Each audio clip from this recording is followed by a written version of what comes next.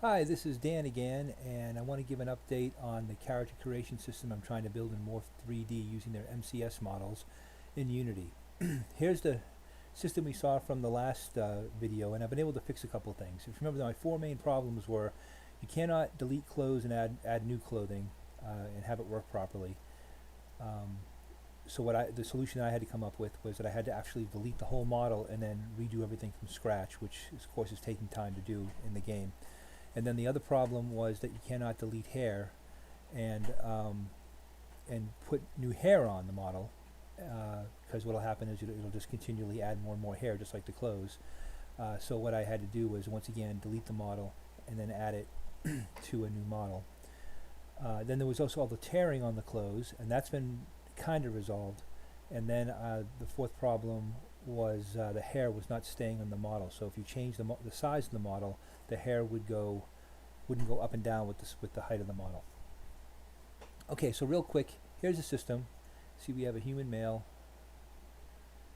and first thing I'll show you is that the hair problem has gone away. Let me put some hair on this guy, and we will go back to body, and we will change his height, and you can see now the hair stays right on his head as opposed to before.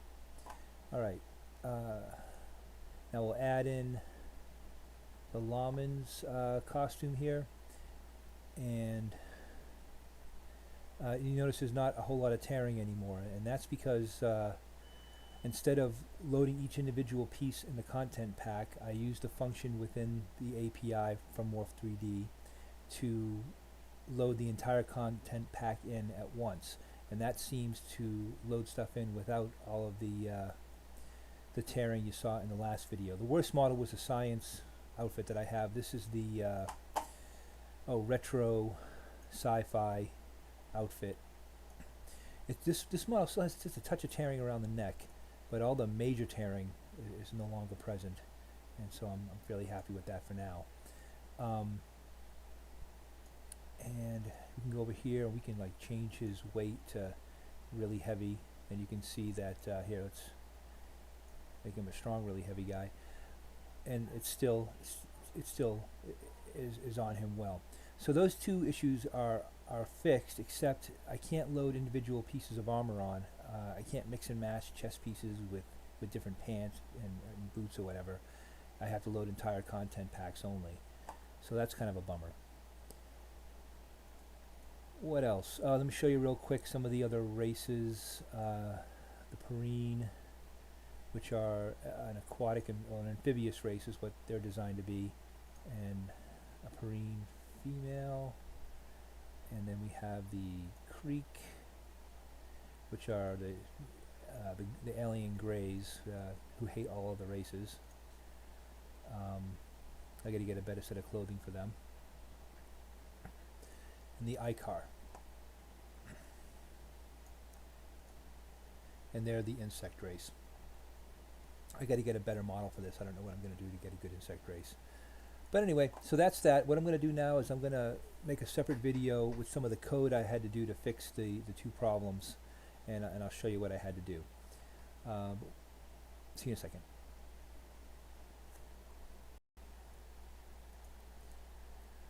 Alright, so here we have the code for the character creator piece, and I have to scroll way down here to get to the reset avatar. I had to pull it up in Firefox because it would not pull up in Visual Studio or TextPad or Notepad. I think it's because those programs all intercept pretty much all keyboard or mouse input and throw away whatever it's not using. Anyway, so here's a reset avatar. Now the first thing is the hair. The thing that I didn't do, the hair problem was my fault. I did not put this command at the end of adding the hair, and that is detect attached hair. The manager up in here in reset is made right here.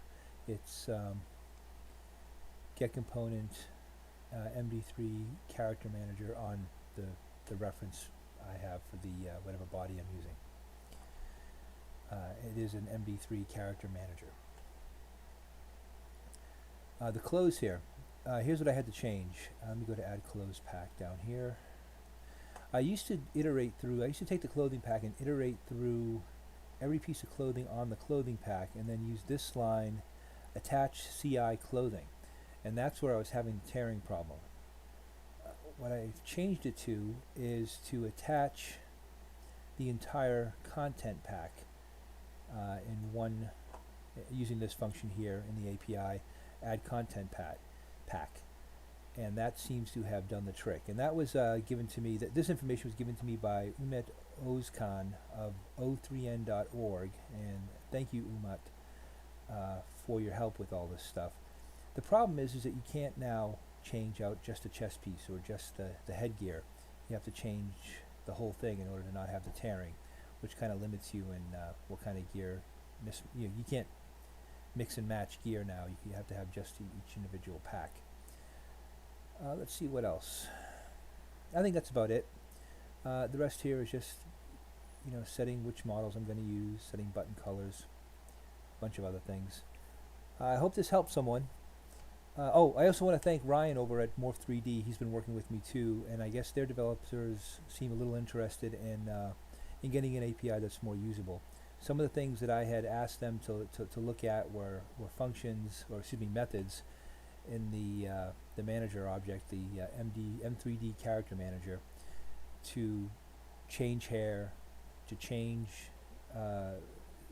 slots of clothing, so that where it automatically deletes the previous one and sets the new one, or just simply changes it, so you don't have all these other problems that we're having.